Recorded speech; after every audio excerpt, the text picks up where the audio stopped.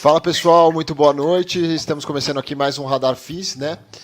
Toda quinta-feira, aqui às 19 horas, e hoje a gente tem o prazer de receber o André Massetti, que é gestor, enfim, portfólio manager lá da XP. Estou aqui também com o Losnak, então muito boa noite vocês. Lembrando aí que a gente tem esse programa todas as 15 às 19. Vou pedir para vocês se subscreverem aí no canal, deixarem um likezinho e compartilhar essa live com quem tem interesse. Enfim, quem não conhece ainda o canal da BMC News, fica à vontade aqui para se inscrever no canal e conhecer um pouco mais do acompanhamento que eles fazem no mercado como um todo. Então a gente só faz essa janelinha aqui toda quinta de fundos imobiliários. Bom, sem mais delongas, a gente tem o prazer de receber hoje o André, que cuida dos fundos, enfim, fundo de papel lá da XP. E eu vou passar a bola já para ele aqui para, primeiramente, André, a gente já conversou com o Carras, né? Felizmente a gente conseguiu fazer presencial, na época estava um pouco melhorzinho, né? As coisas, então a gente fez presencial. Mas obviamente eu já deixo o convite aqui quando você pudesse a gente fazer presencial também, para se conhecer, enfim, se conhecer também o pessoal lá no estúdio. E eu queria, enfim, pedir para você dar um overview um pouco da XP Vista, né, da Asset, da XP, um pouco dos produtos. Vou pedir para você também falar um pouco de você, né? Você já está aí, acredito que mais de há uns 5 anos já na XP. Contar um pouco do teu background profissional, enfim. E também já abrir para você comentar um pouquinho aí dos produtos no sentido de a gente, enfim, você toca aí o FOF, toca o CRI, o fundo de CRI, e se há interesse aí, enfim, ou se há alguma a possibilidade da XP na sua alçada ou não, mas em novos produtos, né, de ativos financeiros para ser distribuído no mercado. E é isso. Eu tirei várias perguntas aqui. Eu peço só paciência, mas é isso. Bola com você, André. E mais uma vez, muito obrigado pela disponibilidade. Viu? Legal, bacana. Bom, pessoal, boa noite aí. Carter, Luznak, é um prazer aí falar com vocês. Estava aguardando ansiosamente aqui o convite, demorou, mas chegou. Se eu esquecer de alguma das perguntas aí que o Carter fez, por favor, me relembre.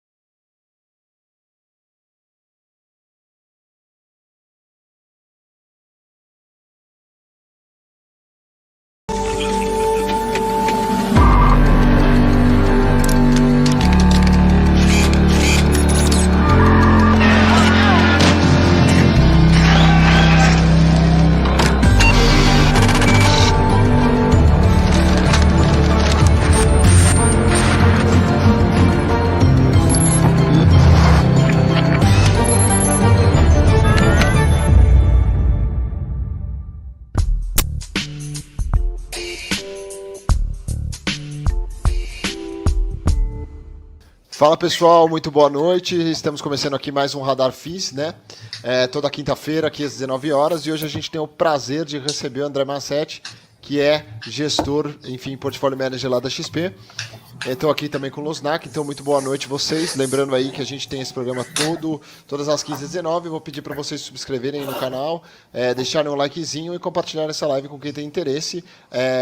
Enfim, quem não conhece ainda o canal da BMC News, fica à vontade aqui para se inscrever no canal e conhecer um pouco mais do acompanhamento que eles fazem no mercado como um todo. Então a gente só faz essa janelinha aqui toda quinta de fundos imobiliários. Bom, sem mais delongas, a gente tem o prazer de receber hoje o André, que cuida dos fundos, fundo de papel lá da XP. E eu vou passar a bola já para ele aqui para... Primeiramente, André, a gente já conversou com o Carras, né?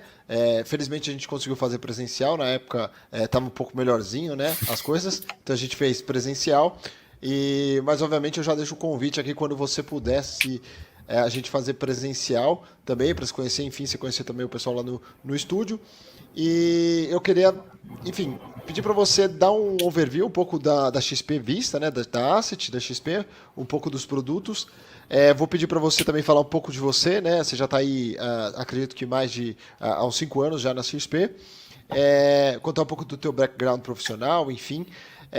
E também já abrir para você comentar um pouquinho aí dos produtos no sentido de a gente, enfim, você toca aí o FOF, toca o CRI, o fundo de CRI, e se há interesse aí, enfim, ou se há alguma possibilidade da XP na sua alçada ou não, mas em novos produtos, né, de ativos financeiros para ser distribuído no mercado.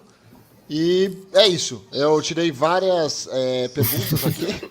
Eu peço só paciência, mas é isso. Bola com você, André. E mais uma vez, muito obrigado pela disponibilidade. Viu? Legal, bacana. Bom, pessoal, boa noite aí. Carter, Losnak, é um prazer aí falar com vocês. Estava aguardando ansiosamente aqui o convite. Demorou, mas chegou. Se eu esquecer de alguma das perguntas aí que o Carter fez, por favor, me relembre, que não sou tão bom de memória. Mas vamos lá. Bom, para quem não me conhece, sou o André Massetti, como o Carter antecipou. Eu sou hoje o gestor responsável pelos fundos imobiliários voltados a papel, né? Ou seja, no jargão é papel, mas para quem já é mais técnico, os fundos de CRI, né? Certificados de recebíveis imobiliários. Sou gestor também aí do nosso FOF, né? Fundos com estratégia imobiliária, puramente, tá? E também uma estratégia que a gente opera um pouquinho no Max Renda, que é um fundo que a gente vai falar mais adiante, que é uma estratégia de desenvolvimento imobiliário residencial, que são as famosas permutas financeiras. Também toco essa estratégia aqui na frente da XP Asset.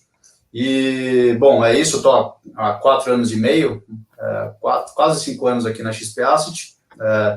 Eu vim originalmente para estruturar toda a área de fundos estruturados aqui da XP, antiga gestão, né, que chamava. Depois surgiu a marca da XP Asset Management.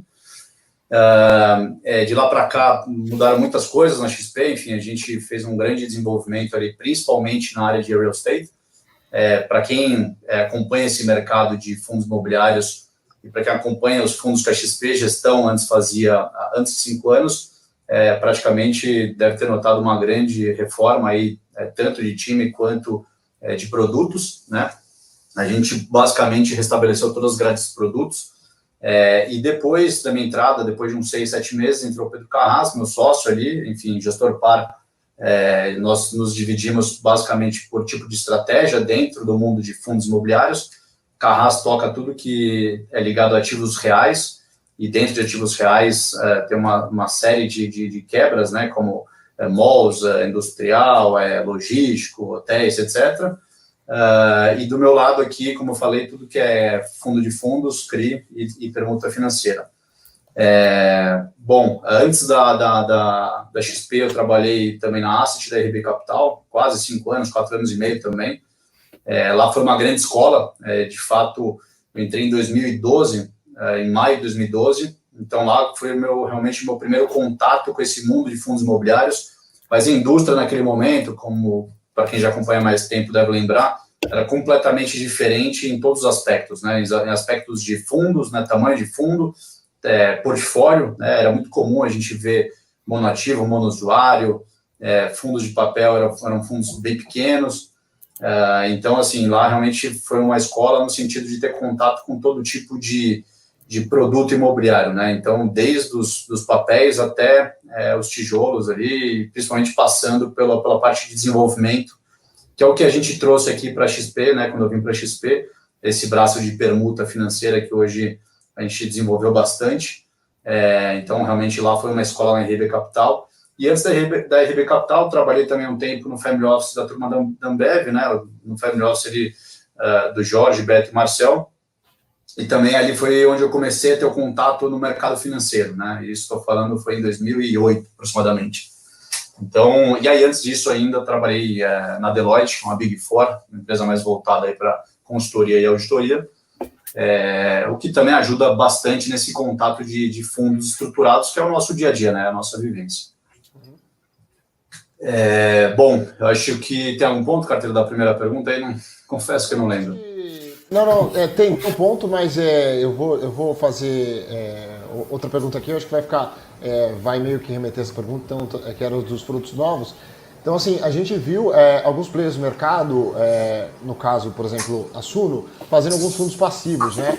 E a gente queria entender se a XP pensa em fazer algo desse tipo, dado que a XP também entrou para fazer no passado, ali no ano passado, que a gente inclusive adota na nossa live semanal, que são os índices da XP, né? Vocês têm alguma relação de pensar em fazer um produto passivo e também entrar um pouquinho mais na alocação, estratégia de alocação dos fundos que estão na alçada do André, né? Então, os fundos hoje que você tem, o XPCI, o Maxi Renda e o FOF, né, o Selection, você poderia falar assim, um pouco da estratégia de alocação de cada um, né? A gente gosta de deixar isso claro, porque não é que a gente é mal, não. A gente pega às vezes, né? Mas falou que era isso, a estratégia vai estar fazendo isso, né? A gente gosta de deixar para entender as estratégias de cada fundo. Então, acho que é isso. Então, só poder acho que adicionar assim, André, acho que assim, como você entrou, né? Eu já tinha já o MXRF, né? Aí realmente surgiu o CI, né? E depois, se não me engano, acho que o último foi o XPC. Então, você puder acho que discutir esse cronograma, vamos dizer assim, acho que se for uma demanda, né, da Asset, né? Se for uma demanda sala de investidor, né? Me cria um FOF para mim da XP, né? Que eu quero investir com vocês. Então, se puder acho que explicar para a gente qual que foi o racional, né? Ao longo do tempo, assim, né? De que você caiu na Asset da XP, né? Então, você tinha já o MXRF. E você foi, né, realmente com os outros produtos, né, desenvolvendo, você falou aqui, né, o teu racional, a tua vinda, né, trouxe essa parte de permuta, então você puder discutir, acho que um pouco isso, né, o seu, entre aspas, o seu passo a passo, né, à medida que você estava vivendo mais tempo na XP, né, o que você viu de demanda, né, o que tinha no mercado que você podia melhorar, né, que você podia, sei lá, acho que ter como referência, né, vamos dizer assim. Legal, vamos lá. Bom, basicamente isso. Quando eu cheguei na XP, a gente tinha fundos com essas características que boa parte desses fundos não estão mais na XP. Com todo carinho e cuidado, a gente transferiu essa gestão, boa parte, para a própria Rio Bravo. Então, a gente tinha Exapar, tinha Rio Negro, próprio Macaé, a gente ia fazer também, tinha os planos de fazer isso. E o Maxi Renda era um fundo que a gente pensou um pouco diferente. Falou, pô, eu acho que esse fundo... diferente até do que o Carter comentou inicialmente, eu acho que todo mundo também tem essa cabeça, que o Maxi Renda era um FOF. Na verdade, o Maxi Renda sempre teve esses 3 books que ele tem hoje, né? O book de desenvolvimento imobiliário residencial, tanto é que tem um equity que até hoje tem lá, que é um projeto em Goiânia, tinha já o book de CRI e o book de Fund of Funds. Então, realmente, inclusive até, se vocês pegarem a lâmina de janeiro, mais ou menos, de 2016, que foi antes da minha entrada, vocês vão ver que, de fato, o book de CRI era até maior do que o book de Fund of Funds. Então, o Maxi Renda, ele nasceu com essa vocação de ter um regulamento um pouco mais amplo e poder operar vários tipos de estratégias, tá? De fato, a gente fez uma reforma, que eu vou comentar, mas o que acontece? O Maxi Renda foi um fundo que falou, pô, acho que esse é um fundo que vale a pena fazer uma grande reforma, investir um tempo. Naquela época, 2016, os juros ainda estavam super alto, né? Foi bem pós-impeachment. Michel Temer, o governo de Michel Temer começou ali a trazer um pouco mais de esperança, reformas, etc. E aí começou aquela queda livre de Selic, CDI, etc. Mas o ponto é que ainda era um patamar alto e nos permitia gastar tempo, investir tempo numa reforma de um fundo. Até porque, no final do dia, pô, tem toda uma gama ali de cotistas que a gente, independente de qualquer coisa, tem que fazer a gestão da melhor forma possível. E aí o Maxi Renda, como já tinha o braço de desenvolvimento imobiliário, encaixou como uma luva implementar o que eu tinha aprendido na minha antiga casa, que eram as permutas financeiras. Então, o fundo já tinha mandato para operar desenvolvimento residencial, né, que foi o que a gente fez. A gente começou a fazer bastante investimento no final de 2016 e começo de 2017. Mas antes disso, a gente foi realmente para as reformas no fundo, né? Então, tinha um outro fundo que era o Gaia Lote 1, que era um fundo que tinha uma exclusividade de originação da securitizadora Gaia, mas era um fundo que tinha uma gestão muito passiva, tanto no aspecto de captação quanto no aspecto de própria originação, e já tinha muito problema, né, nesse portfólio desse fundo. Então, como você sabe, fundo, quando começa a dar muito problema, ele acaba meio que morrendo, né? Esse é o conceito até meio que geral de gestor, né? Quando faz um trabalho ruim, tendência é que o gestor realmente suma, né, do mapa, porque o track record é tudo para a vida de um gestor. Então, o fundo eram 2 fundos bem maltratados, não é à toa que eles... tem muita gente que tinha preconceito com o Maxi Renda, porque realmente era o patinho feio, em função de todos os defaults que tinham ali no portfólio, mas mesmo assim a gente falou, acho que esse é um fundo que dá para dar uma bela, fazer um case de turnaround, né? Então, foi o que a gente fez. Primeiro passo, a gente fez uma incorporação de um fundo no outro, então a gente basicamente pegou, e outra coisa, né?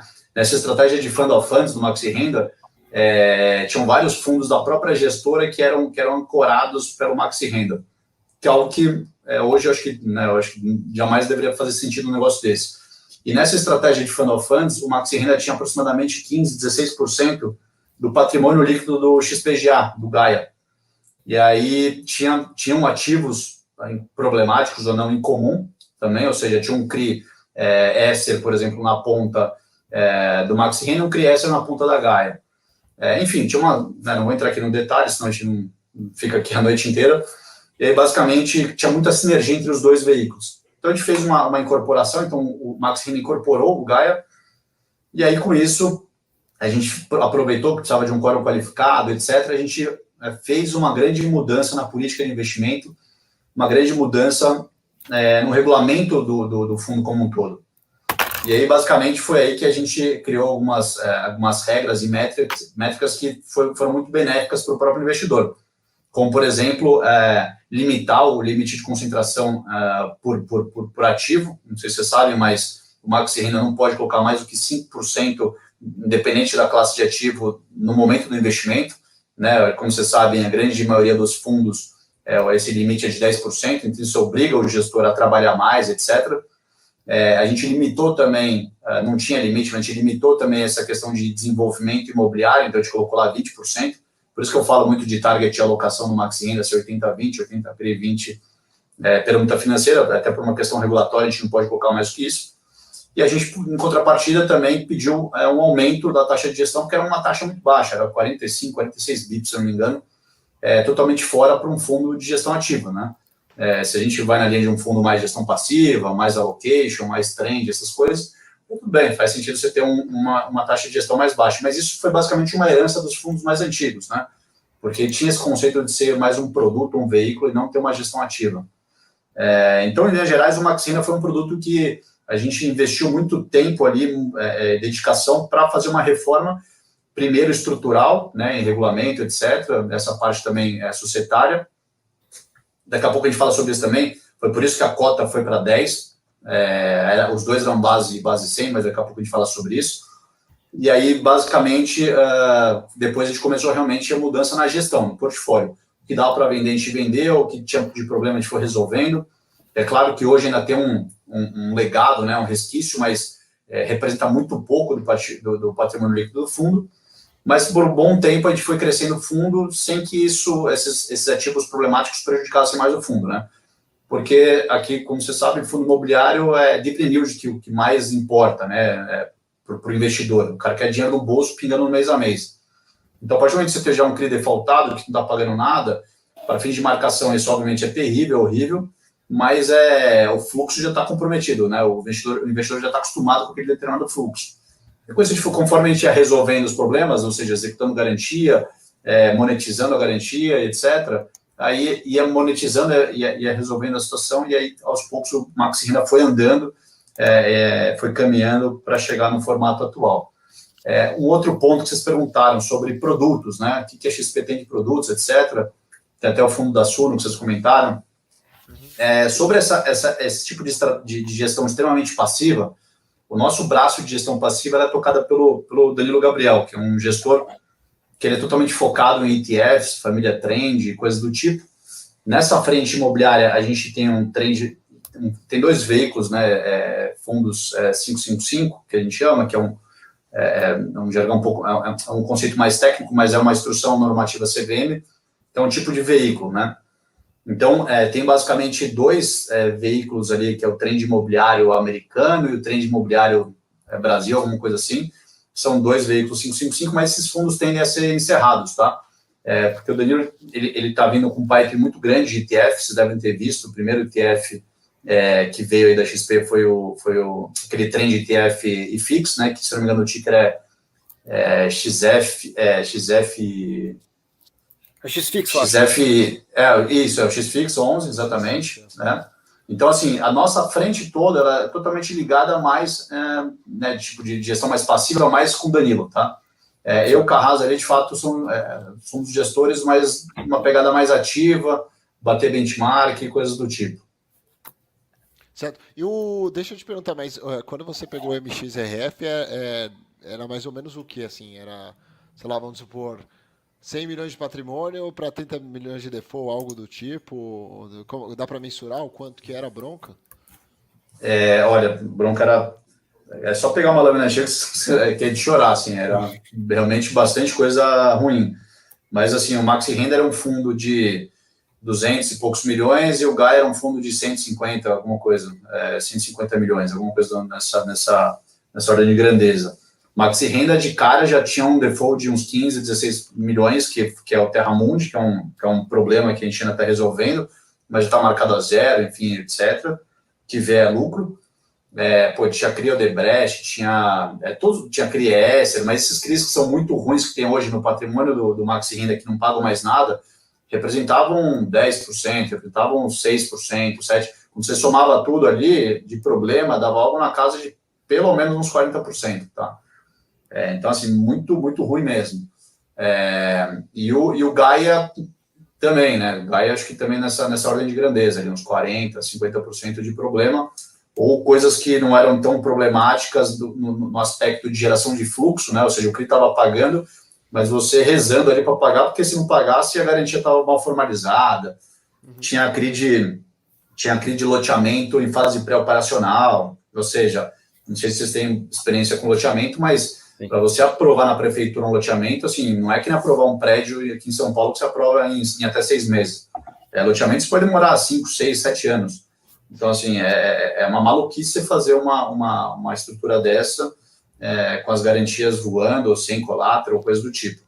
Então, a gente conseguiu resolver bastante pepino de coisas que eram bem desafiadoras de fato, tá? Certo.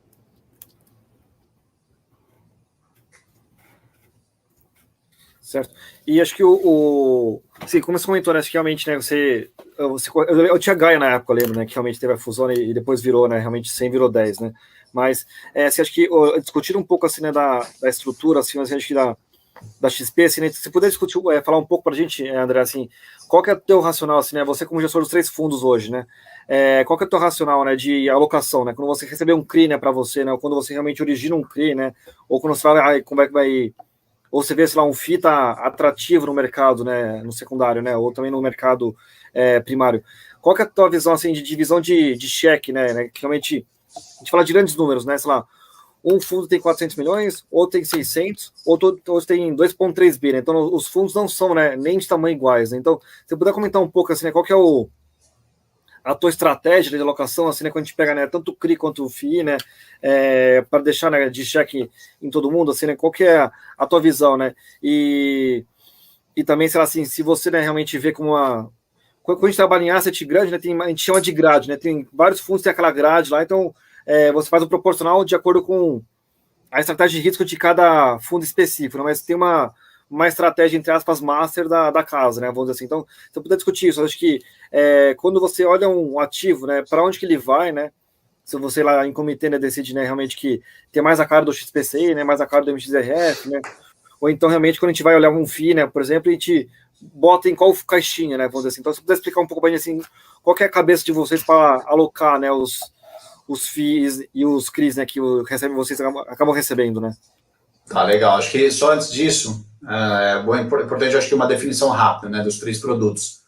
XPC é um fundo de papel mais high grade e puro, tá? Tendência é que ele tenha, de preferência, quase 100% do patrimônio líquido em CRI. Eventualmente, a gente tem hoje uma exposição em fundo imobiliário, mas isso é fruto de uma estratégia, de uma alocação totalmente tática. Então, a nossa ideia realmente num curto espaço de tempo. Então, logo esses ativos voltem aí para os patamares que a gente entenda que seja apropriado, realizar o ganho de capital e voltar a nossa rotina para CRI. Esse é o racional do XPCI. Maxi Renda é um fundo em que o book né, como eu falei, são 3 books, né, então a gente tem um book de Fund of Funds, que não é o estratégico, ele é totalmente tático também, tá? A gente tem um book de CRI, que é um book mais voltado para o high grade, daqui a pouco a gente pode falar mais sobre isso, de como gerar alfa nisso, e tem uma estratégia de permuta financeira, né, que é uma estratégia em que a gente ali explora ali totalmente as permutas financeiras, é algo muito mais high yield. Então, grosso modo, o Maxi Renda é um fundo que ele é um híbrido entre high grade e high yield, em função dessa mescla de, grosso modo, nosso target allocation 80% em CRI e 20% em permuta, tá? E o FOF, né, o XP Selection, FOF puro, tá? FOF puro, embora a gente tenha um CRI ali, etc., tá, tem um resquício, mas era gestão de caixa, tá? Então, é um fundo que tem que operar FOF puro, né, compra e cota de fundo imobiliário, depois a gente também pode falar mais especificamente sobre isso. E aí, beleza, quando vem uma demanda de, sei lá, a gente originou um CRI, um CRI high grade, enfim, com taxa, etc., que passou no nosso comitê, foi aprovado, falou, onde a gente vai colocar, onde nós vamos alocar esse CRI, né? Tem basicamente aqui 2 opções, tem o XPC e Maxi Renda. Os 2 fundos têm um apetite de risco muito similar, tá? O que vai basicamente dar o driver de alocação são alguns fatores. Primeiro é a disponibilidade de caixa, né? A gente vai olhar para os 2, qual que tem caixa, os 2 têm caixa? Beleza, então vamos rachar aqui o cheque.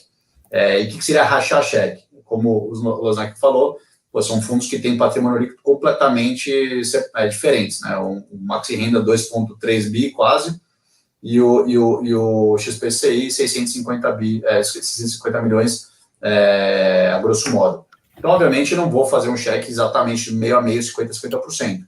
Então, a ideia primeira é essa. Segundo ponto, analisar também um pouco a questão de rebalanceamento de indexador, né?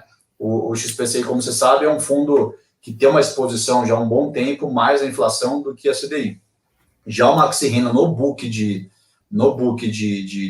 CRI, ao contrário, estava muito mais alocado a CDI e pouco a inflação. Então, aos poucos, a gente, obviamente, vê a situação macroeconômica, etc., e a gente vai sempre tentando alocar, rebalancear de acordo com o momento de mercado.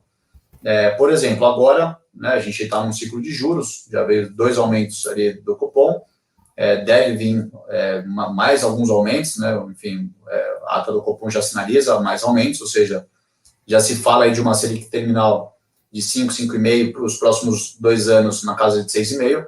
Então, naturalmente, faz sentido começar a pensar um pouco mais em virar a chavinha no fundo que está mais inflação, colocar um pouco mais CDI. Essa é uma discussão boa também, a gente gosta de discutir isso, porque a gente vê que todo o mercado está fazendo ali uma grande alocação, né, mais inflação, porque a inflação está, de uma certa forma, mais descontrolada em função do estímulo fiscal que foi necessário, etc. E, obviamente, quando você olha no curto espaço de tempo, se você tem um ativo ali indexado ao IPCA, IGPM principalmente, você vai ter um retorno muito maior, né? Mas, de novo, olhando no curto prazo, quando você olha no médio e longo prazo, a foto já não é bem essa. Então, por isso que eu estou falando que agora, né, a gente deve mirar um pouco mais para o CDI. Então, respondendo aqui a pergunta, a gente vai sempre olhando, né, como é que está o mercado, como é que está o portfólio e vai rebalanceando. Então, se porventura um fundo está mais à inflação e a gente vê que o momento está mais eventualmente para CDI, vamos fazer um esforço para colocar mais CDI naquele veículo. E assim vai. Esse é um pouco do racional de como a gente divide, dado que ambos os fundos, né, XPC e Maxi Renda, têm apetite de risco aí bem similar. Certo, acho que acho que aproveitar um pouquinho essa conversa que você falou assim, realmente, né, na live, né, que você fez semana passada, né, que realmente né, assim, virou modinho IPCA, né, porque realmente ninguém mais quer fazer IGPM, né, então tinha, acho que, IGPM barra IPCA, né, olhando para a inflação, o IGPM morreu, então ficou um fluxo muito grande para o IPCA, e como você comentou, né, o IPCA agora está mais alto, né, está mais na moda, então a galera tem uma migração muito grande para o IPCA que comprime pouca taxa. O importante realmente, como você falou, é que é entender o prêmio de risco, né, e não só realmente se é inflação pura, né, ou se realmente é CDI pura. O importante realmente é o prêmio de risco, né, contra, né, o tesouro, e você vê, né, se o risco, né, a mais você está correndo para tomar uma dívida, né, de um corporativo faz sentido ou não para aquele produto específico, né, vamos dizer assim. Então, se puder acho que pegar essa ponta, assim, vamos dizer assim, acho que assim, eu lembro que a gente conversou acho que várias vezes lá com o Selegato, né, ele falou assim, né, pô, eu não quero acertar nunca indexador, porque eu sempre quando eu acerto, né, no curto prazo, entre aspas, eu erro, né? Então é bom realmente ter um mix de indexadores, né, ao longo do tempo para você, né, não correr atrás do rabo e realmente ter surfar a onda, né, quando for o caso. Então, se eu puder discutir um pouco, André, isso, você acha qual que é a tua visão de indexadores, né, que realmente você olha assim, como a gente pode ver na tua pizza, né, é menos, né, GPM, realmente mais especiais, CDI, e como que você pensa, assim, né, de mix máximo, mix mínimo, vamos dizer assim, né? Qual é o intervalo que você trabalha assim, de indexador, né? Vamos dizer assim, de tanto CDI quanto inflação, né? Vamos dizer assim, o grosso, né, do IPCA mais GPM. Não, perfeito. Eu acho que até antes de iniciar a resposta, o ponto é exatamente o que você falou, Luznak, que independente dessa discussão, o que é CDI, IPCA e tal, pô, se a gente estiver na ponta da originação da operação, obviamente, e a gente estiver nesse controle, né, obviamente a gente vai tentar encarteirar ali uma operação mais apropriada para aquele momento. Mas o mais importante é o que você falou, é o spread de crédito, né? Ou seja, é o prêmio sobre seu custo de oportunidade ali, sobre o título do governo, etc. Então, esse é o ponto mais importante. E muitas vezes tem muita arbitragem também em cima disso. A gente já viu várias operações, e assim, digo, mais de 3 operações, tá? Em que é o mesmo risco de crédito, mesma duration, ou seja, o emissor ali, ele fez 2 emissões, uma CDI e outra IPCA. Pô, a gente viu a CDI com prêmio que chegava a 100 bases, ou seja, 1% ao ano, acima da tranche IPCA. Por conta disso, todo mundo estava querendo IPCA e não queria CDI, porque a CDI estava num patamar muito baixo, e, de novo, num curto espaço de tempo, era mais atrativo. O que eu acho muito perigoso pensar dessa forma. Por quê? Quando a gente fala de fundo de papel, no final do dia, a grosso modo, é um fundo de renda fixa dentro de um veículo imobiliário, né? E pelo fato de ser fundo fechado, ou seja, não tem resgate, é natural o quê? Que você consiga colocar operações de durations mais longas, né? Justamente porque você não tem um problema de ALM, ou seja, não tem problema de gerenciar seu ativo e passivo, porque você não toma resgate, justamente pelo fato de ser um fundo fechado. Então, por característica meio que padrão, quando a gente compara um fundo imobiliário de papel com um fundo 555, né, renda fixa, crédito privado, que toma resgate em prazos X, você costuma ver operações mais longas nos fundos imobiliários. E aí o que acontece? Dado que você tem, por conceito, operações de duration mais longa em fundos imobiliários, me parece um pouco irresponsável você tomar uma decisão pautada em um ano, né? Ou seja, que é o que a gente falou, né? O IPCA vai remunerar muito mais o investidor num curto espaço de tempo. E os outros 9, 10 anos, você vai fazer o quê? Você vai falar, beleza, eu vou ficar com um ativo fora de preço? Então, isso é um pouco perigoso. Então, assim, de novo, tem que olhar o quê? Sempre o spread de crédito. É isso que a gente olha, Se der para escolher um indexador, às vezes também não dá, né? Se for olhar uma operação BTS, tem um BTS por trás, um contrato atípico de aluguel de 10, 15 anos, você não vai conseguir fazer uma operação CDI, por óbvio.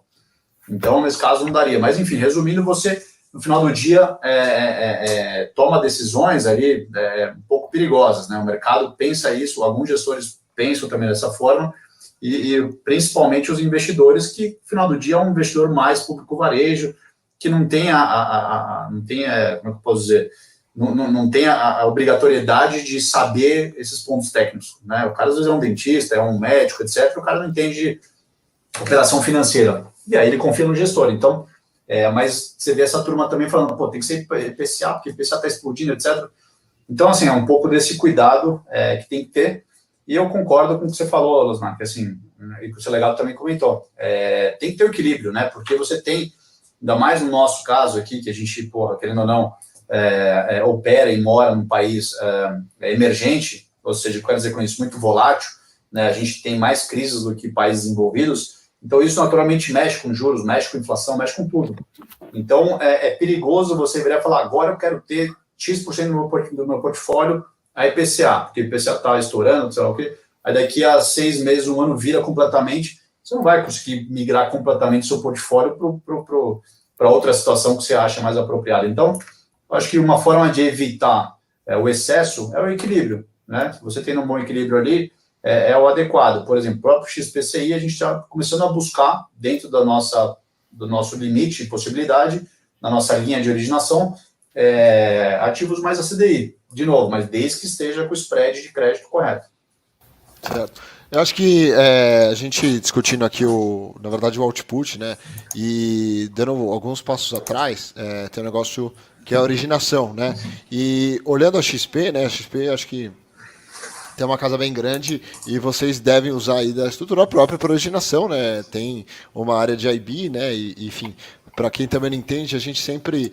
Porque o cotista acaba olhando, esse é o mix, né? E parece que ele acha que o CRI dá em árvore, né? O cara vai lá e começa a colher uns CRIs, né? E no final tem uma empresa por trás também, né? Enfim, tem um loteamento, e tem um cara que paga, né, a conta, e tem um cara que você tem que discutir qual a taxa que ele vai tomar, o que faz sentido, né?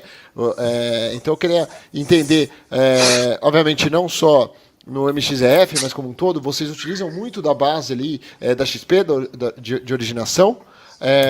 Isso você, em relação aos outros, né? Porque tem muitas assets independentes que não tem essa robustez aí que vocês têm. Como é que funciona essa dinâmica de originação, né? Se é tudo meio que in-house e a dinâmica de fee de estruturação, etc e tal. Isso aí vai para o cotista, não vai? Se você puder dar uma luz aí para a gente, André, eu agradeço. Legal, ótima pergunta. Vamos lá. Eu acho que até pegando um pouco de gancho da primeira pergunta, como é que era a XP quando eu entrei há 4, 5 anos atrás, e fazendo um link com essa pergunta. Então, o que acontece? Acho que mais do que o grupo, óbvio que o grupo ajuda muito, né, ter acesso às empresas, etc., mas mais do que isso é o fundo se ajudar. O que eu quero dizer com isso? É você ter tamanho suficiente para ser atrativo para uma empresa quando você bater na porta dela e oferecer um crédito. Então, quando eu cheguei na XP, o Maxi Renda era um fundo... somando ali com Gaia, etc., um fundo de 300 e poucos milhões de reais. Quando a gente fez esse merge que eu comentei, né, a gente tem um limite que eu já falei também de 5% por operação. Então, isso aqui vai dar, sei lá, 15 milhões de reais. O máximo que eu consegui alocar numa operação era 15 milhões de reais. Pô, não tinha nem como bater na porta de uma empresa e falar, você quer um crédito de 15 milhões de reais? Cara, desculpa, uma empresa high grade, etc., cara, você não resolve a vida da empresa com 15 milhões de reais. Então, assim, por isso que eu falo, eu acho que antes de qualquer coisa, é importante os fundos, né, terem tamanho suficiente, por isso que é importante, eu defendo o crescimento dos fundos, justamente por isso, porque a consequência disso é muito positiva se o gestor tiver uma habilidade, ou tiver a vocação de fazer também o trabalho de originação, né, e não só o trabalho de gestão efetiva dos ativos. Então, assim, por exemplo, quando eu entrei na XP, eu era totalmente dependente do IB, do mercado inteiro, inclusive da XP, porque, de novo, como eu falei, eu não conseguia oferecer crédito com 15 milhões de reais, com esse cheque. Então, ficava esperando lá os IBs baterem na porta, mostrar a oferta, né, o bookzinho lá 476, aquele livrinho, etc., roadshow. E aí você, quando compra uma operação dessa, não que seja ruim, mas naturalmente você vai pagar, né, você vai pagar o FII dessa turma toda, ou seja, você vai ter um retorno na sua operação, uma taxa muito mais baixa ao comparar com uma operação que você consegue bater na porta de uma empresa e falar, vamos fazer uma operação de 100 milhões de reais, vamos fazer uma operação de 150 milhões de reais, vamos fazer uma operação de 90 milhões que seja, aí você já começa a gerar uma atratividade para a empresa. Então, hoje em dia, o Maxi Renda XPC é zero dependente até do IB da própria XP. Tá? As maiores operações, se a gente olhar aqui na lâmina do XPC e do Maxi Renda, como o DAS, etc., Prevent Senior, são todas operações originadas por nós, de fato. Né? Então, não teve nenhum intermediário, não teve nenhum fim no meio, foi realmente uma operação direta com a companhia ou com o fundo que comprou o ativo e securitizou com a gente. Então, os fundos que são os maiores aí do mercado, né, obviamente que Kinea está anos-luz à frente, porque entrou nesse mercado basicamente sozinho e hoje está com uma grande vantagem em cima dos outros, né? O Flávio Canho tem uma baita de uma vantagem, né? O cara consegue oferecer cheques que ninguém consegue na indústria. Então, esse é um pouco do racional, né? Hoje, o que acontece? Como é que a gente faz a originação das operações? De fato, a gente faz diretamente, não que a gente não compre operações de IBs e enfim, dessas casas, mas a gente não é 100% dependente dessa turma, né? E aí, o segundo ponto, nós temos dentro da gestora mesmo, da XP Asset, e aí deixando a caixinha IB da XP de lado totalmente, são áreas completamente distintas. Nós temos um time de estruturação, né, em que a gente tem um advogado e um analista, que eu acho que o Losnak conhece ali, o Samuel, fez isso, e trabalha na estruturação da nossa gestora, e as operações são estruturadas dentro da própria gestora, sem nenhuma cobrança de FII por conta disso. E quando a gente aloca essa operação dentro dos nossos fundos, naturalmente você consegue prêmios intrínsecos naquele deal. Então, por exemplo, um deal, eu sempre falo isso nas lives, né? Acho que é importante reforçar aqui. Um deal que o mercado tomaria, IPCA mais 5,5, e aí, já entrando na tese do high grade, a gente consegue originar, encarteirar esse CRI, né? Ou seja, estruturar, etc., por, 50, 100 bases a mais do que isso. Então, isso nos permite, mesmo que seja uma operação extremamente high grade, vou botar uma operação IPCA mais 4,5, vocês podem falar, puta, mas que porcaria, Mazete, isso aqui, né, esse nível de taxa é muito baixo, não vai pagar os 8 centavos que o cotista do Maxi Renda está acostumado. Não vai mesmo. E eu nem pretendo pagar o cotista com esse rendimento baixo. Mas se eu botei esse cara aqui a 4,5, muito provavelmente eu consigo vender isso no mercado pelo preço dele, né, pela taxa dele, de fato, que o mercado está disposto a pagar, que vai ser o IPCA mais 4, por exemplo, e gerar um ganho de capital grande. Sobretudo quando é uma duration longa, né, em que essas operações, como eu falei, em fundo imobiliário são mais comuns, e aí, principalmente BTS, etc. Então, você tem uma duration meio que longa, né, mais longa, você tem uma taxa com uma compressão muito boa, então o ganho de capital que a gente consegue gerar para os nossos investidores dos fundos é muito grande, né? Então, o que a gente consegue comprar e vender, a turma fala, mas e a próxima emissão, quando vai ser? O XPCI já está faz tempo sem fazer emissão, mas a gente ainda está dentro da nossa capacity, então eu não vou só fazer a emissão, né, captar dinheiro para alocar e carregar sem estar em cima. A gente gira muito o portfólio. Então, a partir do momento que essa girada ela estiver sendo prejudicada porque precisa, meu pipe está muito grande, aí sim um pouco para captação. Então, a gente pensa mais dessa forma.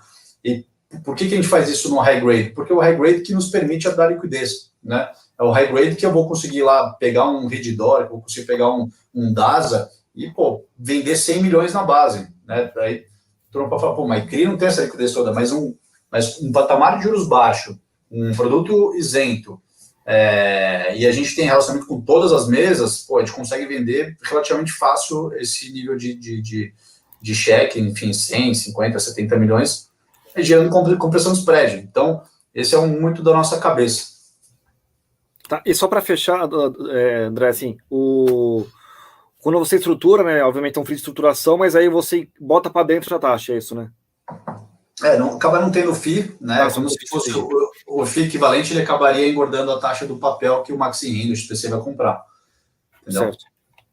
A gente até poderia comprar, a gente até poderia cobrar, desculpa, não tem nada de errado nisso, mas, enfim, a gente acha melhor, assim, a nossa estratégia de operar CRI é basicamente dessa forma, entendeu? Se a gente cobrar o FII de estruturação, ótimo, beleza, vai engordar o PLR da turma e tal, mas o fundo ele vai ter um rendimento, né, bem aquém. Certo. E eu lembro do Samuel, ele fez, acho que foi um ano depois de mim lá. Mas você pudesse discutir um pouco também, sim, André, qual que é a dinâmica, né, vamos dizer assim, da política de dividendo de vocês, né, que realmente não é uma política de receber ou já paga, né, então se puder explicar um pouco qual que é a cabeça de vocês, né, para distribuir, né, dividendo dos 3 FIIs, né, para o cotista, né, mensalmente? Claro, vamos lá, a gente faz a distribuição seguindo a estratégia do nosso administrador, estratégia não, na verdade, o manualzinho do nosso administrador do Maxi Renda, que é o BTG, que é regime de caixa. Então, tudo que gerou de caixa, a gente paga. Se tem um CRI que tem uma carência de 12 meses, etc., e não gerou caixa, não paga, simples assim, a gente não distribui contábil, tá? Então a gente tem um padrão em que, né, só para quem não sabe, o Maxi Renda é administrado pelo BTG Pactual, o XPC é administrado pela Vortex, tá? E o XP Selection, recentemente, a gente transferiu para a administração da própria XP, que começou recentemente, e o primeiro fundo imobiliário que a gente está fazendo aqui dentro do grupo é o Selection. Mas, enfim, a gente segue o mesmo critério que já seguia da antiga casa, para não gerar nenhuma distorção ali de métricas e tudo mais. Então, ali, basicamente, o Losnak é caixa. Então, porventura, vamos supor, a gente recebeu lá, tem um CRI que tem uma carência, não de juros, mas tem uma carência de amortização.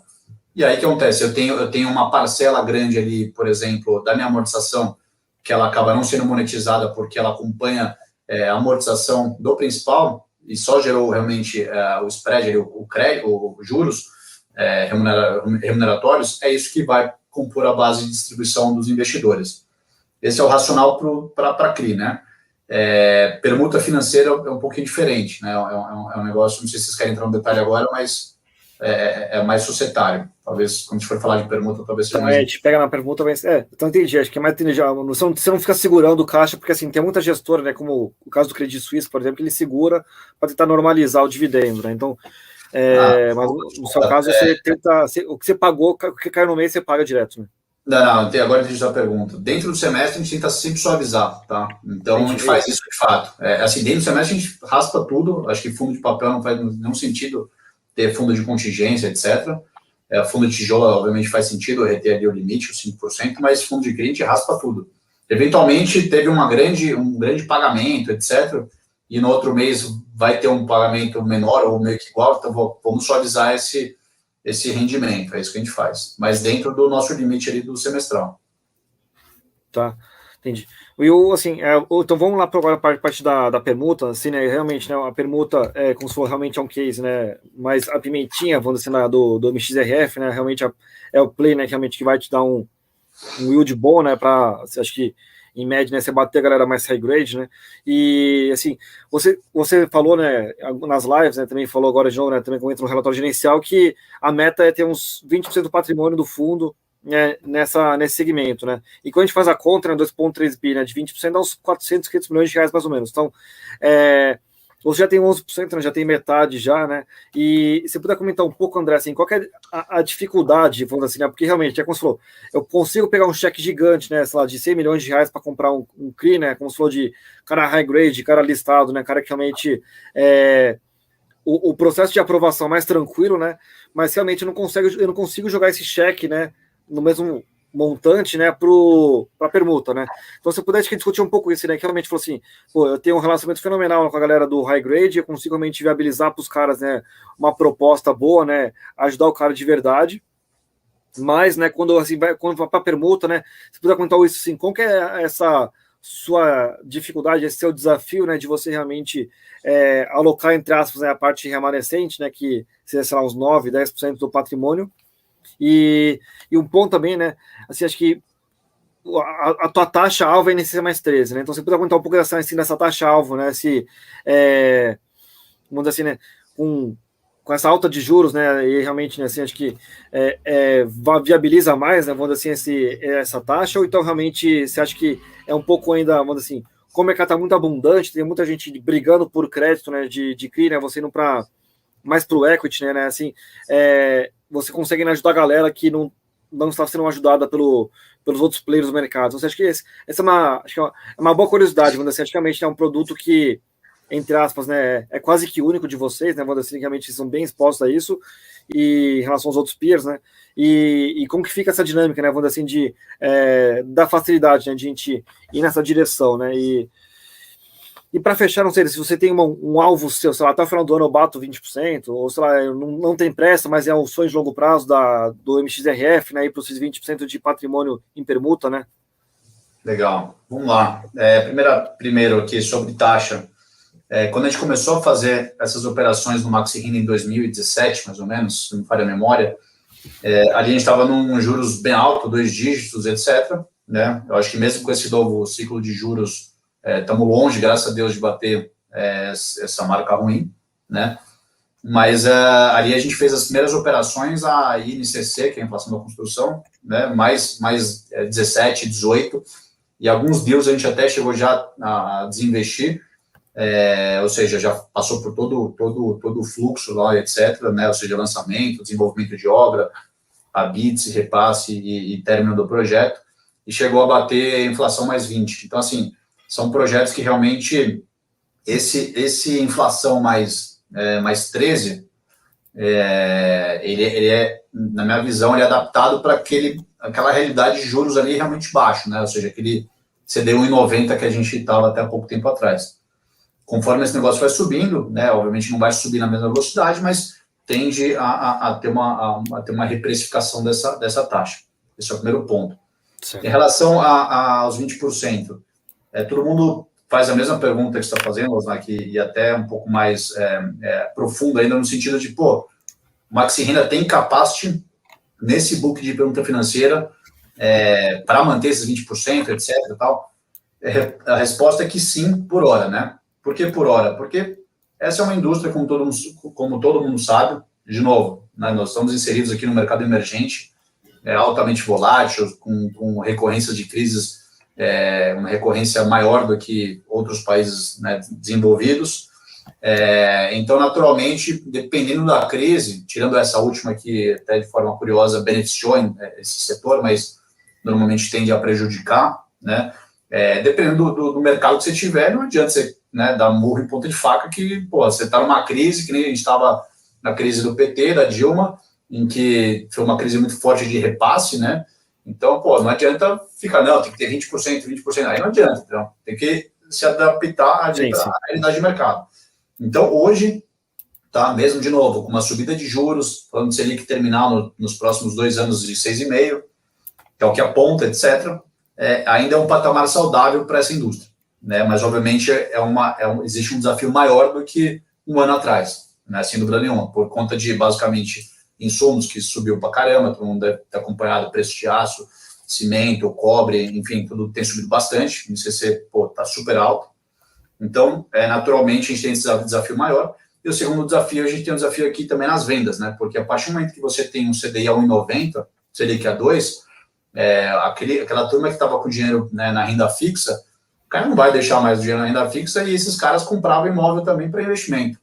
A partir do momento que você passa a ter uma Selic voltando, isso já não é tão mais óbvio, né? De novo, ainda é um patamar saudável, ainda vai ter gente fazendo compra ou porque realmente precisa morar, quer morar, que é a grande maioria, mas os investidores também vão estar nessa, porque é um juros ainda que faz sentido fazer isso.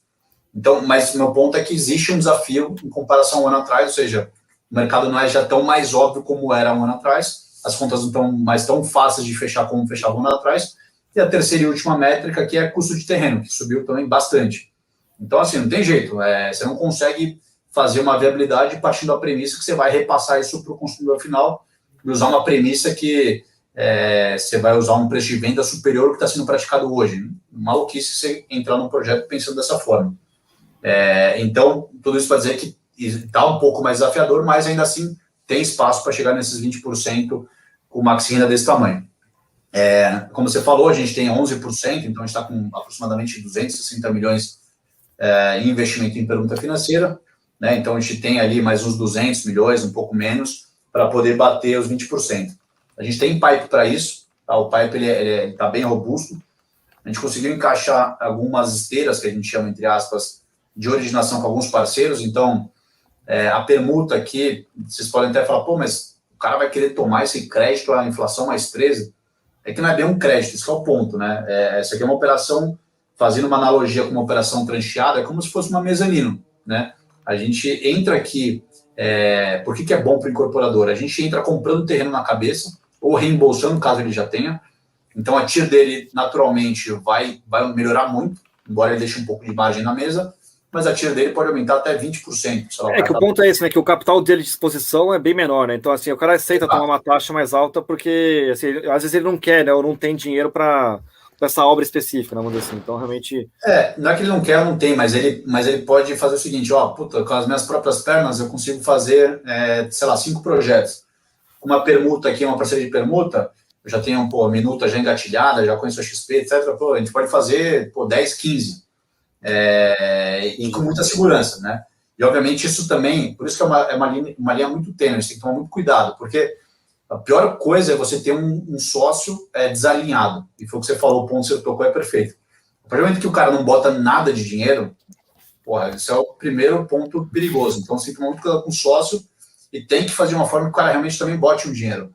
Mas não dá para exigir muito dinheiro, porque é um business que tem que operar alavancado com plano empresário, é um business que vai estar com a gente na parceria sendo permutante, então isso naturalmente vai diminuindo a exposição do cara, o que é bom para ele, mas pode ser ruim para um permutante para a gente, por exemplo, se o cara ficar desalinhado. Ou seja, basicamente uma comparação simples aqui, o cara está 100% no equity dele ou ele está com, sei lá, 15%, 20%, 30%, sendo que tem um sócio lá gigante que é um fundo. Pô, se der um problema, se tiver qualquer dor de barriga, você acha que ele vai escolher qual? Ele vai escolher onde ele tem 100% do equity dele, ele vai largar o outro, uma questão de sobrevivência. Então tem que tomar muito cuidado, a conta tem que fechar muito. Sim. Quando a gente entra nesse tipo de projeto, a gente tem que fazer a seguinte conta. Porra, o nosso sócio tem que ganhar muito dinheiro. Se ele não ganhar dinheiro, às vezes a margem dele está zerada, a gente vê qual que é o break-even. Cara, não é porque vai me pagar a minha parte que eu vou aceitar o investimento. Porque, obviamente, o cara vai ver que não vai ganhar nada se estressar o cenário, e aí, porra, o cara vai largar o projeto, vai ficar totalmente desalinhado. Então, isso é muito perigoso e é muito fácil, né, o cara desalinhar. É só, realmente, o cara ficar com uma margem ali próxima de zero, a gente faz todas as contas, o cara vai falar, pô, não tem nada para receber, nem vou mais me preocupar tanto com esse projeto. Obviamente, não é tão assim, porque a turma também se preocupa com reputação, com a placa dele, etc., mas, de novo, numa situação difícil, o cara vai sobreviver. E aí você vai se estrepar. Então a gente olha muito no detalhe, a gente procura sempre ter um percentual do VGV, da receita do projeto, que não seja majoritária, né? Para justamente manter o cara alinhado. Né? O cara, se ele continuar lá certinho, entregando no prazo, etc., ele vai ter uma boa bolada para receber lá na frente, vai ser um baita investimento. Então a conta tem que fechar para todo mundo, para o banco financiador, para a gente, na mezanino, né, entre aspas, que é o permutante, e para o sócio incorporador. Outro ponto também que eu acho que agrega muito valor à permuta financeira é basicamente, né, juros baixos, etc., a gente viu aí o boom de IPO que foi. E a partir do momento que você tem uma incorporadora que começa a não só falar para o investidor no pitch do IPO que o cara, tem 10 bilhões para lançar de VGV. Tá, mas cadê? Deixa eu ver o que você já fez, etc. A partir do momento que eu faço essa esteira com o cara, eu consigo proporcionar isso de forma sustentável para que não fique só no gogó. O cara vem e fala, tá, de fato eu tenho isso aqui, etc. E foi um negócio que a gente fez, por exemplo, com a própria Mitre, isso aqui é público, etc. A gente fez uma parceria muito grande, muito boa com a Mitre, empresa muito parceira, sócios muito sérios, a gente gosta muito da turma lá. Era uma empresa middle que, teve um baita de um sucesso na IPO e, sem dúvida nenhuma, as perguntas financeiras ajudaram bastante na estratégia, né, da companhia de abrir o capital. Então, em linhas gerais, sem me alongar muito aqui, a permuta financeira é uma estratégia que, número um, dá para bater tranquilamente, sim, esses 20%, né, esses 450 milhões, mais ou menos, nessa estratégia. A originação está super tranquila, está super forte, mas, assim, está mais desafiador do que um tempo atrás, né? Em relação a time, né, que você perguntou, quão escalável é esse negócio, etc. Existe um desafio aqui muito grande, querendo ou não, assim, eu opero esse negócio há quase 10 anos, né, desde que entrei na RB Capital. E lá foi, de novo, uma verdadeira escola, a gente aprendeu, eu trabalhei em tudo que era área ali dentro da asset, obviamente, mas nesse business. Então, a parte do back, lá junto no contato com as incorporadoras, com obra, pegando engenheiro, acompanhando obra, etc. Nosso time de engenharia.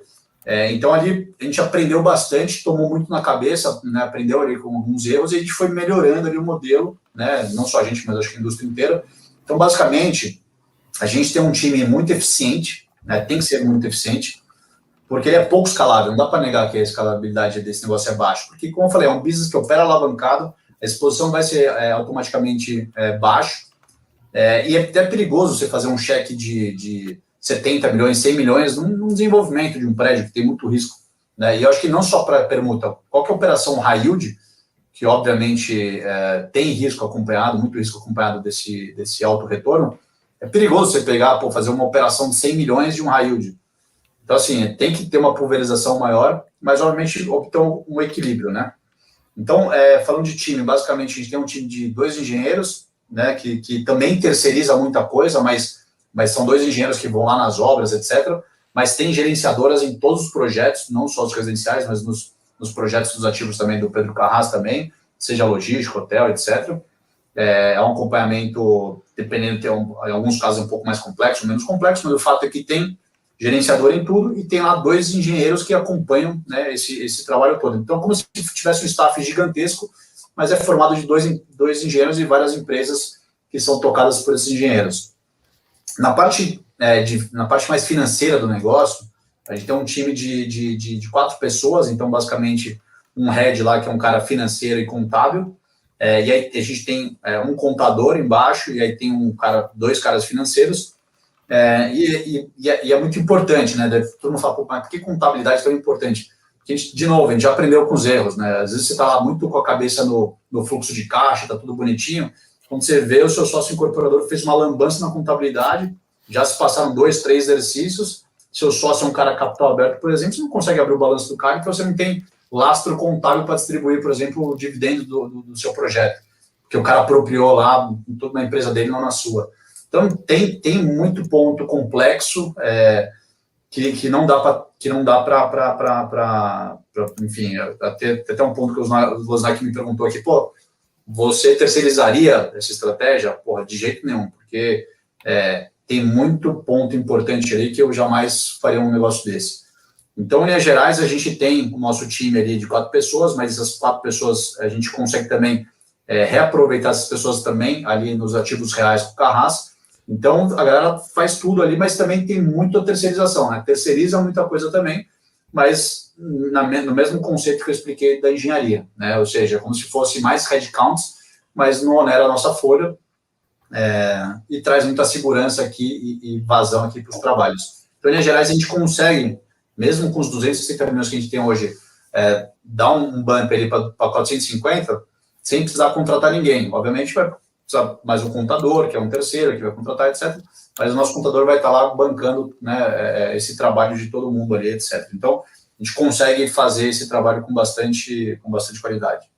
Tá, só para fechar, então, André, essa parte da permuta, né, assim, que você bota no relatório, realmente, né, que antes da entrega, né, você recebe menos dinheiro, né, quando tem realmente o repasse, né, do banco, né, você acaba recebendo mais dinheiro, né, e assim, uma curiosidade que eu tenho, né, que vocês não colocam no relatório gerencial, assim, se puder discutir um pouco, assim, né, se tem uma concentração, né, em algum ano específico, né, para frente, né, desse fluxo, né, desses 80%, ou então é uma coisa mais distribuída só daqui a 2, 3 anos, tem uma dinâmica, assim, mais tem. uma relevante, assim, né, e assim, você já sofreu, assim, como você comentou, né? Vocês começaram realmente a ficar mais pesados nessa parte de permuta financeira a partir de 17, né? Então, você não teve aquela crise gigante do atraso de obra, né, de estouro de custo, etc. e tal, que teve, né, mais no pré-crise. Então, se puder também discutir isso com a gente, assim, né? Qual foi o teu feedback, né, das obras até agora, assim, que você viu, né? Assim, né, realmente todo mundo foi, né, em linha com budget, né? Se realmente não teve, né, nenhum, como que chama, né? Nenhum prédio fantasma, né? Que a galera para no meio do caminho, assim. Então, se puder discutir, acho que um pouco isso, assim, e se tem realmente um fluxo, né? Vamos dizer assim, acho que mais concentrado, né? Em algum lugar, e assim, e como você falou, assim, realmente, né? Quando tem esse pequeno problema, né? Que você comentou no começo, assim, de distribuição de dividendos, né? Que você faz via, né? Realmente, né? Via redução de capital, né? Assim, uma parte de amortização. Então, dá para esperar algum ano específico, assim, ter um fluxo maior, né? Para a parte de permuta financeira, ou então, né, à medida que tem esse desinvestimento, né, que realmente você tem a redução de capital das suas SPS, você já pega esse cheque, né, esse dinheiro e já aloca em outro já. Então, realmente, o impacto, né, vamos dizer assim, né, seria não tão relevante, né, que na minha conta lá que eu fiz, realmente seria, sei lá, acho que 28 centavos por cota, que seria o dividendo a ser distribuído, né, em potencial. Então, se você puder comentar um pouco isso, né, acho que qual que foi o teu aprendizado, assim, com essa permuta financeira no MXRF e sei lá, qual que é o uso do dinheiro, né? Ou sei lá, assim, como o dinheiro cai na conta, ele vai para o bolo, né? Sei lá, entre aspas, né? O dinheiro para o CRI, né? O dinheiro para a permuta, não é o dinheiro que você já está pensando em próximas permutas, vamos dizer assim. Legal, vamos lá. Começar pelos 28 centavos. Na verdade, não, Losnak, basicamente é o seguinte, a gente tem nossa lâmina, a gente tem aquele fluxo de caixa, que eu acho que você pegou lá essa informação, Lá a gente menciona, se não me engano, 70, 72 centavos por cota. Ali a gente tem algumas colunas, que é o que tem lá tudo que foi feito de desembolso, de investimento, etc. Tem as reduções de capital, uma coluna de redução de capital, e tem uma coluna, basicamente, ali de dividendos, né? E aí, o que acontece? Tudo que é dividendos da SPE, ela tanto redução de capital quanto dividendos, isso sobe para o Maxi Renda. O que é redução de capital, a gente reinveste na estratégia do fundo. Certo. Aí, obviamente, o cheque não é carimbado, né? Vai de acordo com o pipeline, mas a gente tem esse target de alocação que eu falei de 80-20, né? 20 permuta, 80 CRI. Mas aí isso não para nunca, esse pipe de CRI de permuta. E aí o que acontece? E aí o dividendos, sim, como ele é um dividendos, ele é como se fosse um lucro, como se fosse, desculpa, um juros, uma atualização monetária de um CRI, por exemplo, fazer uma analogia com o CRI. Só que não, ele é um dividendos de uma permuta de uma SPE. Então, isso sim compõe a nossa base de distribuição para pagar os rendimentos para os investidores. Então, hoje, a gente tem 0,72 centavos, eu olhei aqui. Potencial, sim. Exatamente, que dá ali mais ou menos uns 423 milhões, né, de dividendos, tá? O redução de capital é basicamente os nossos 260 que a gente tem lá hoje investido, e isso volta como capital, né? Na verdade é um pouco menos, porque ele tem um pouquinho de lucro reconhecido, mas vai ser a grosso modo ali algo nessa linha, entendeu? 260 de redução de capital e 420, alguma coisa assim, como dividendos, que dá ali os seus 72 centavos. Sobre quando que deve ser distribuído isso para o investidor. Uma dica que a gente sempre dá é o seguinte, eu acho que é o conceito que o Losnak falou. Durante um período, como é que funciona um fluxo de obra de uma permuta, tá? Ele é igualzinho ao fluxo de caixa de uma SPE que constrói prédio. Então, a grosso modo, todo mundo que compra apartamento, né, para quem já teve experiência de comprar apartamento na planta, você paga ali, não digo um apartamento padrão médio, tá? Baixo, médio, você paga mais ou menos ali uns 20% a 30% durante a obra, né? E depois que tem um habite, quando o prédio ficar pronto, você já pode receber as chaves, você paga ali para ter as chaves, o restante, que é os 80% a 70%. Então, esse 80% a 70% é o grosso que a gente tem que se atentar quando que o Maxina vai receber, né? E qual que é o conselho que a gente dá? Olha ali as lâminas a gente coloca cada data de entrega, né? No mês a mês a gente vai atualizando aquilo. Então, ali realmente, acho que uma boa sinalização de quando que cada obra vai entregar. E aí, acho que o interessante é ponderar ali pelo investimento de cada SPE. Mas antecipando aqui para vocês, dá mais ou menos uns 15% em 21, esse ano que a gente está, uns 20% no próximo ano, aí 40% em 23, 26 tem bastante coisa para entregar, e aí 25%, 26% ali que dá mais ou menos de sobra para fechar o 100%, de 2024 em diante, sendo que o grosso é 24 mesmo. Tem só uma permuta que é uma permuta em Campos do Jordão, que foge um pouco do nosso guidance aqui, mas é um projeto mais específico, como se fosse um CRI high yield, e ali vai ser 2027, que é um fractional, é um pouco diferente. Então, em Minas Gerais, o grosso mesmo vai seguir esse patamar, 15% em 21, 20% em 22, e uns 40% em 23, e o restante ali 24 em diante. Tá certo. Sobre, acho que só um outro ponto, você perguntou, Losnak, sobre estouro de obra, prédio fantasma, etc., só para não me alongar muito, nos projetos aqui da XP, a gente, graças a Deus, não teve nenhuma situação dessa de estresse. A gente teve um CRI, que é o CRI S, que a gente já vem falando nas lâminas, etc., que foi um CRI que a empresa, de fato, quebrou, entrou em RJ e tudo mais, mas a gente conseguiu fazer um acordo, basicamente lá são 5 imóveis que foram dados em garantia, 3 eram terrenos puros, então a gente conseguiu executar facilmente e vender, e 2 ficaram nessa situação de um prédio lá, um esqueleto, etc. A gente fez um acordo com a associação de moradores, né, porque vários compradores ali ficaram indignados, etc., chegaram a elaborar essa associação. A gente fez um acordo e já recebeu o dinheiro, né, equivalente ao terreno, obviamente com baita de um haircut, mas recebeu. Em permuta financeira a gente nunca teve essa situação, mas na minha antiga casa, onde aprendi muito disso, a gente fez vários investimentos no modelo de equity mesmo, não permuta, em que permuta a gente depois pode entrar um pouco mais no detalhe, a gente tem vários mecanismos de mitigação de risco, a gente não corre risco de estouro de obra, nada relacionado, a gente só corre realmente o risco, em tese, da receita do projeto, né, o comercial. E aí, lá na minha antiga casa, a gente fez projetos de equity, E, de fato, teve várias discussões, a consultora saiu, etc., e aí ficou nessa situação, mas foi resolvido, mas com baita de um prejuízo. Aqui, no nosso caso de pergunta financeira, é mais difícil, porque a gente tem métricas que, no pior cenário, a gente como se fosse um híbrido, né? Como se virasse a chave, desse um shift e aí mudaria para uma dívida. Então, aí vai no quesito garantias, aval e etc. Então, basicamente isso. Você tem aval da holding, isso, né? De alguns casos, ou de todos? Tem aval da incorporadora, tem aval da física dos sócios, familiares, etc. Tem alienação fiduciária das cotas SPE incorporadora, porque a gente trabalha numa SPE terrenista, então os patrimônios ali não se misturam, tem uma relação através de um consórcio, mas os patrimônios eles são separados. E aí a gente tem todo esse rol de garantia, em alguns casos até algumas unidades em estoque, de um outro projeto já pronto, e a gente vai trocando. Então, dependendo assim, da negociação, a gente consegue deixar um pouco mais forte ou menos, mas no geral é uma estratégia que, para dar certo, tem que ter todo aquele alinhamento que eu falei, né? Tem, acho que, muito de recurso ali do sócio para retirar. Bom, o ouvinte pode até entender o quanto amarrado são os projetos, enfim, não é deu ali, a garantia sou eu, né? Tem muita coisa amarrada. Não. Exato. E, bom, a gente até comentou, André, que a gente não ia conseguir falar de tudo hoje. Vamos tentar aqui falar um pouco do XPCI. Vamos fazer uma pergunta.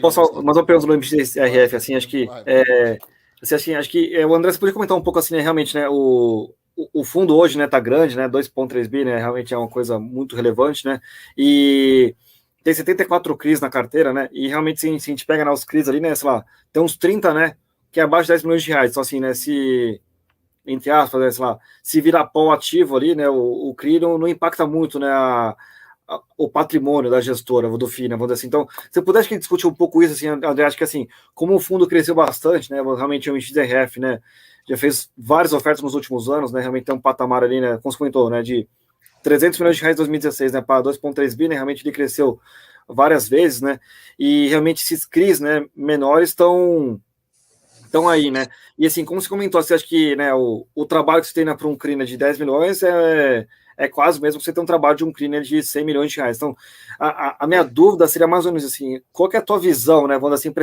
essa galera que está não tão relevante para o patrimônio da MXRF, vamos assim.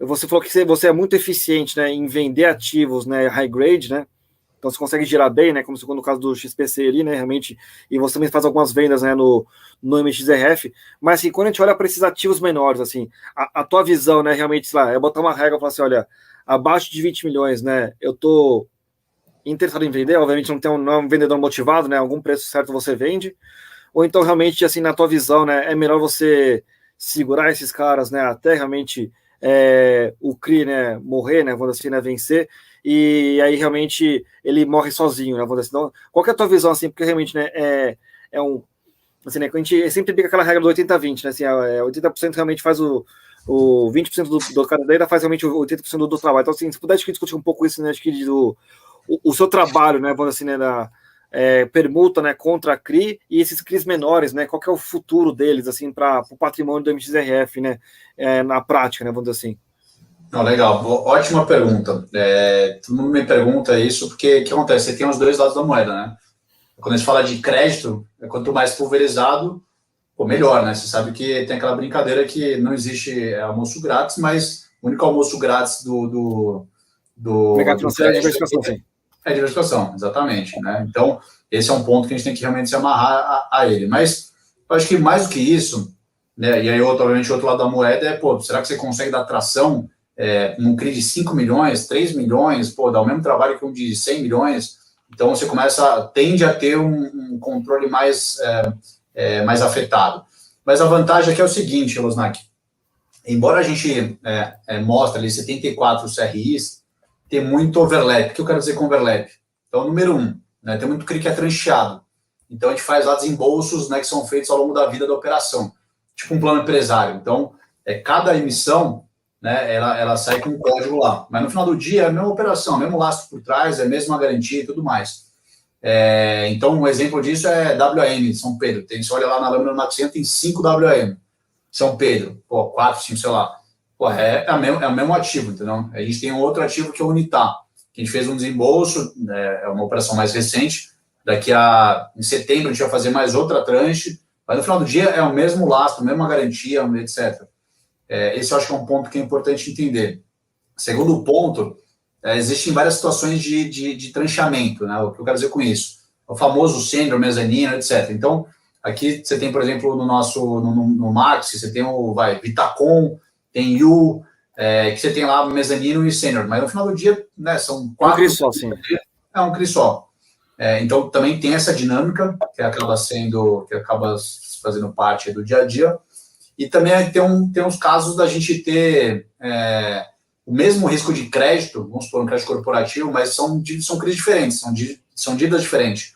Mas o nosso dia a dia, para acompanhar aquele crédito da companhia, é a mesma coisa, né? Então, você pega lá, por exemplo, vou esquecer vários aqui, mas enfim, você tem GPA, tem Açaí, você vai ter HM Engenharia, Direcional, Embraer, enfim, são CRIs que é o mesmo crédito que a gente está fazendo, por exemplo, Açaí, GPA, mas tem 4 CRIs lá diferentes.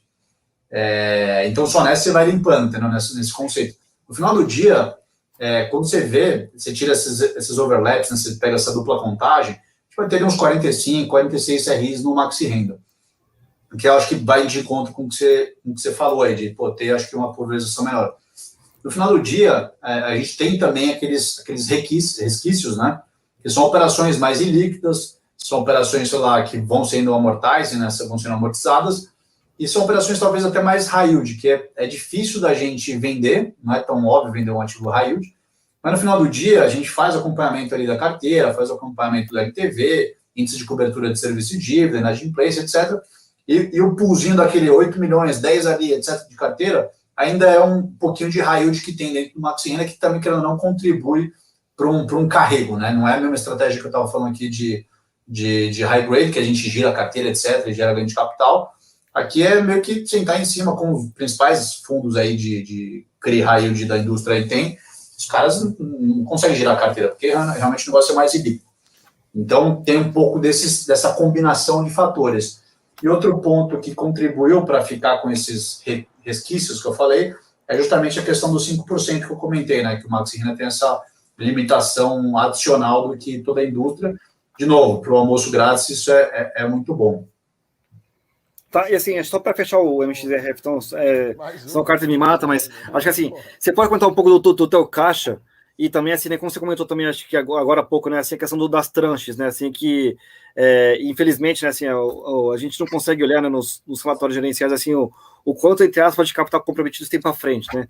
Então, você pode comentar, assim, de maneira mais qualitativa, vamos dizer assim, né, o quanto de capital comprometido você tem, né, contra o teu caixa, né, que é uns quase 600 milhões de reais, e qual é a destinação desse caixa, assim, né, vamos dizer assim, de maneira geral, assim. Então, se eu pudesse falar isso, acho que o quanto, né, assim, de maneira lá, genérica, assim, sei lá, se o 100% do caixa já tem na carteira, já está mapeado para próximas tranches, ou realmente vem CRI novo no mercado, né, vem, sei lá, permuta nova. Então, se eu pudesse discutir um pouco do uso do caixa, né, e contrastar um pouco essa parte dos seus trancheamentos, né, que realmente, né, você não bota de uma vez só, né, então o CRI, né, fica menos custoso, né, para o cara tomador da dívida, mas obviamente você, né, pela securitizadora, etc., você é obrigado a aportar no futuro. Então, se você pudesse comentar um pouco isso, assim, acho que o uso do caixa, né? Vamos lá, CRI comprometido, a gente tem bem pouco, tá? O racional aqui é usar esse caixa para as operações que estão sendo basicamente estruturadas. A gente tem uma esteira grande sendo estruturada, ali com o Samuel e com o Davi, que é o outro rapaz que trabalha na estruturação. Então, tem vários deals que estão na linha de produção, entre aspas, vamos chamar, que a gente deve desembolsar nos próximos 30, no máximo 40 dias. Isso é a nossa estimativa, tá? Obviamente, vocês sabem bem como é que funciona, tem diligência, etc. Às vezes alguma coisa sim, acaba sendo embarrigado, mas a gente está ali com o maçarico ligado ali no último. Então, tem pouco de capital comprometido, tem bastante de ativos ali na linha de produção, e dentro dessa relação aí também tem as perguntas financeiras que a gente também tá com um pipe bem grande e está com estruturação também bem grande aí de algumas operações. Certo. Acho que podemos... Eu não sei, acho que é melhor a gente pegar agora e fazer do XPCI, Ou você quer fazer a última pergunta aí do MXRF? Nossa, acho que vamos fechar do MXRF. Então, assim, se eu puder comentar um pouco então do André, assim, quando você está alocando, vamos dizer assim, essas próximas alocações, né, realmente, né, com o mercado um pouco mais volátil, né, realmente, assim, acho que você está pegando também, assim, taxas boas. Se puder comentar um pouco de maneira mais qualitativa, assim, acho que são taxas, assim, que acima da média do fundo, né, ou realmente estão na média do fundo. Você pode comentar um pouco de maneira mais... Você comentou por alto, né, que realmente você está indo mais para o CDI, né, do que realmente para a inflação, mas assim, em termos de taxa, assim, né, vis-a-vis contra o fundo, para comentar de maneira mais genérica. Sim, claro, assim, né? claro. Em Minas Gerais, o portfólio está vindo com retorno maior do que... Desculpa, o nosso pipeline está vindo com retorno maior do que o portfólio. Então, isso deve gerar, sem dúvida nenhuma, uma eficiência no carrego. Mas, de novo, a gente olha muito esse giro de carteira, que é o alfa adicional que a gente gera. Mas olhando para spread de crédito, por exemplo, a gente com certeza vai gerar bastante valor com esses ativos que estão entrando aí, estão sendo encarteirados. A gente teve também, obviamente, uma série de conversas difíceis com as empresas, porque tinha coisa que estava vindo desde janeiro, enfim, março e tudo mais, que foi quando realmente os spreads começaram a sofrer com a abertura das Bs, por exemplo, né? Se a gente analisaria a NTNB, qualquer uma, de referência, abriu mais de 150 bips, né? Ou seja, mais de 1,5 vezes ali por cento ao ano. Então, assim, teve casos que a gente teve que fazer o reprice mesmo, ou seja, no spread de crédito, né? Porque não dá para manter ali no IPCA mais 6, por exemplo, que era uma discussão que tinha em janeiro, IPCA mais 6 virou IPCA mais 7,5, entendeu? Empresas aceitaram, outras não. Desafios de um mercado totalmente competitivo, várias assets novas, enfim, com um histórico um pouco menor, fazendo um pouquinho de, enfim, maluquices aí, acabaram derrubando alguns ativos nossos, mas só passar um pouco do cenário macro nosso aqui do nosso lado, mas aconteceu bastante esse tipo de situação. Então, em linhas gerais, a gente, enfim, por que eu estou falando isso? Basicamente, isso contribuiu para melhorar ainda mais o que a gente vinha sinalizando de ativos no nosso pipe, né? Ou seja, em termos de retorno. Alguns dias caíram, paciência, mas a gente achou prudente não fazer operação na taxa errada, porque assim é muito perigoso você operar né, uma operação, um ativo pré, num momento como esse de abertura de juros, né? Assim, o risco de você ficar com um ativo encalhado na carteira é enorme, porque você vai estar numa situação de juros daqui a sei lá, 15, 18, 24 meses, completamente diferente. Eu passo a ter um ativo fora de preço no meu portfólio encalhado. Não quero ter esse risco de forma nenhuma. Eu prezo muito pela liquidez dos ativos. Nem que eu tenha que perder algum pipe ou outro, mas essa é um pouco da nossa cabeça. Isso é uma cabeça muito mais voltada para fundos de renda fixa, crédito privado, debênture, etc., do que esse mercado um pouco mais, entre aspas, cowboy aí de fundo de CRI, né? Então, essa é um pouco da nossa cabeça. A gente preza muito pela gestão ativa, né? Foi o que a gente estava falando um pouco antes aqui da live, aqui, o Losnak, sobre essa questão de fazer realmente gestão ativa, não ficar só na allocation, né? Acho que tem que fazer bastante coisa para poder gerar um alfa para o nosso investidor.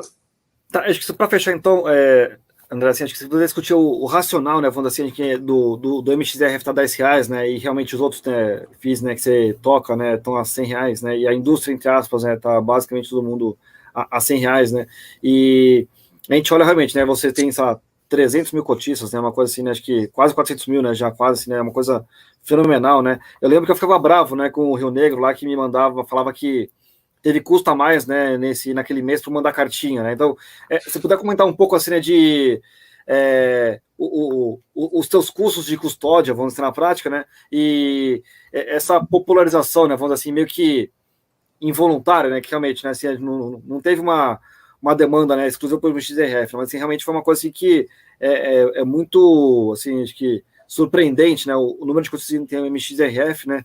Contra realmente os outros peers. Então, você pode comentar um pouco assim, da cota da R$10, né? E realmente os impactos na prática, né? De realmente desse o que gera, né? Ter esse número gigante de cotistas, né? Claro. Essa é uma batalha enorme, né? Entre a gente aqui e o BTG, que é administrador. Teve, por exemplo, informe de rendimento agora. Veio uma conta de R$500 mil para correio. Isso aí, é um absurdo. Mas, enfim, e a gente, vai lá fazendo trade, origina para vender, e aí você deixa R$500 mil que, na mão, sabe, de besteira.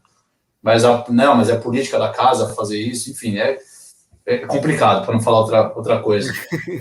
E a gente teve a mesma discussão, quando também, é que isso eu fico mais indignado porque não é obrigatório, né? A Receita Federal não exige que seja correspondência, é mais uma questão de, enfim, processos, quando a gente falava sobre, por exemplo, cartinha para convocação de assembleia, essas coisas, de fato a CVM falava, não, tem que ser correspondência, etc. E também gastava essa fortuna aí, né, com Correios, mas graças a Deus, acho que a pandemia também ajudou muito, né, evoluindo vários anos em relação a isso.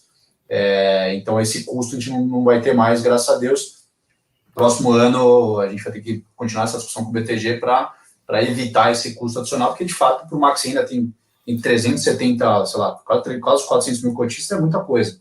Sim. Então esse é um ponto. Sobre a base 10, o que acontece? É até curioso esse assunto. O que acontece? Por que chegou na base 10, né? Como eu estava explicando, o Maxi Renda ele incorporou o Gaia, né? O XPGA. Então os cotistas do Gaia, né? Basicamente nesse processo, qual que é o racional? Eles deixam de ser cotista do Gaia, passa a ter cota do Maxi Renda, que é o fundo maior, né? Depois de incorporar, e para isso precisa fazer uma relação de troca. Então basicamente, obviamente, essa relação de troca ela não é 1 para 1, né? Ela vai ter sempre uma diferencinha. Quando você faz e como é que você trata essa diferença? Basicamente, dá frações de cota, você junta essas frações para dar cotas inteiras, leva a leilão na bolsa e remunera esses investidores nessa fração. Só que quando você faz isso na base 100, esses ajustes, esses arredondamentos eram muito grandes. E aí, você era meio que você comprava uma boa parte do cotista, a ideia não era essa. Então, o nosso assessor legal na época, ele falou, Mazzetti, vamos fazer um split aqui, então a gente vai diminuir, né, o preço da cota, e aí essa fração vai ser na casa de centavos. E aí, ao fazer isso, né, facilitou bastante o operacional, é mais um ponto operacional, e aí com isso a gente conseguiu resolver esse problema, mas daí qual que é o ponto? Depois, né, eu acho que isso também foi feito em 2017, quando a indústria de fundo imobiliário ainda estava engatinhando. Depois disso, o fundo foi tomando tração, né, acho que todas essas reformas que a gente fez, né, o fundo foi ficando mais atrativo, a base também, no valor 10 também, obviamente, cabe no bolso de vários investidores ali que estão começando a ter acesso ao mercado, seja para testar, ou seja porque é o limite do cara, etc. Então, isso, por consequência, trouxe esse efeito colateral positivo, que foi ter esse boom na base de cotistas. E esse negócio aumenta, né? Quando você olha mês pós mês, que nem foi um aumento de 20 mil cotistas de março para abril. Então, esse negócio, cara, não para de subir, não para de subir. E aí a turma fala, foi boa estratégia de vocês, hein, de botar na base 10, agora estão cheios de cotistas, etc. Porque no final do dia, é interessante, é legal, acho que é bacana a gente gerir o patrimônio de uma quantidade gigantesca de pessoas. O negócio virou muito popular, né? Até, só uma curiosidade, até, tava na rua andando, etc. Depois escutei gente falando, vou botar dinheiro aí no Maxi Renda e tal. O negócio virou o novo Tesouro Direto, que a galera, há 4 anos atrás, nem sabia que era fundo imobiliário, agora a galera de olho, sabe? Quando você entra no táxi, o cara fala, MXRF. Então, assim... não sabe que você toca o fundo, né? Não é de propósito, né? Então é espontâneo, assim. Não, ele aproveita para fazer uma... Não, é bom esse fundo, hein? Eu acho que Não, mas enfim, mas aí basicamente tem o lado negativo, que é isso que a gente falou, né? Essas contas absurdas, mas isso eu acho que a gente tende a resolver. E tem um lado bacana que eu acho que é legal, você conseguir fazer um bom trabalho aí, com uma base gigantesca de cotistas. Isso aí, a gente fica super feliz com esse resultado. E sem dúvida nenhuma, se o fundo não estivesse, eu acho que rodando bem, legal, etc., dando um resultado bacana, eu acho que também não teria essa base grande. Não? Eu acho que não é só o número, não é só a base 10 ali que vai chegar nesse patamar, mas sem dúvida nenhuma ajudou bastante.